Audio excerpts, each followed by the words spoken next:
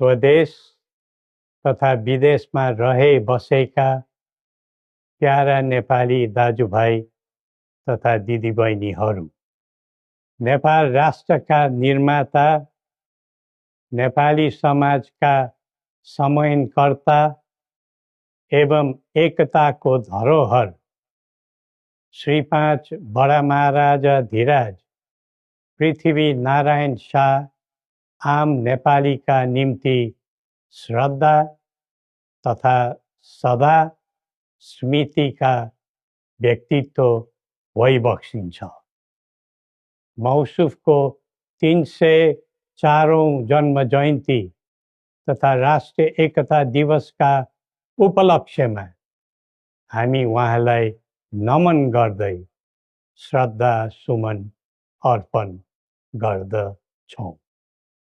जस्तोसुकै शक्तिसँग पनि सङ्घर्ष गरेर राष्ट्र एकीकरणमा सबै जात, सबै धर्म र सबै क्षेत्रका नेपालीको सक्रिय, सबल र सफल नेतृत्व गरेको शाहवंशीय राज संस्थाको इतिहास सबैका सामु छर्लङ्ग छ।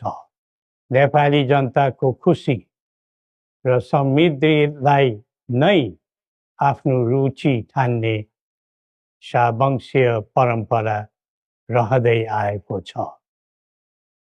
बडा महाराज धीराजको मार्ग निर्देशनको परिधिमा रही हामीले नेपाली जनको एकता र वृद्धिमा जोड दिँदै आएका थियौँ र छौँ।